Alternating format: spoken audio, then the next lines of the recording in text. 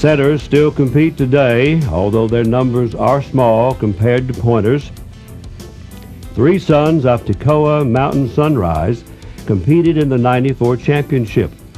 Setter entries have been on the rise in recent years with the establishment of a special bonus purse for the first long-hair to capture the title since Johnny Crockett won in 1971.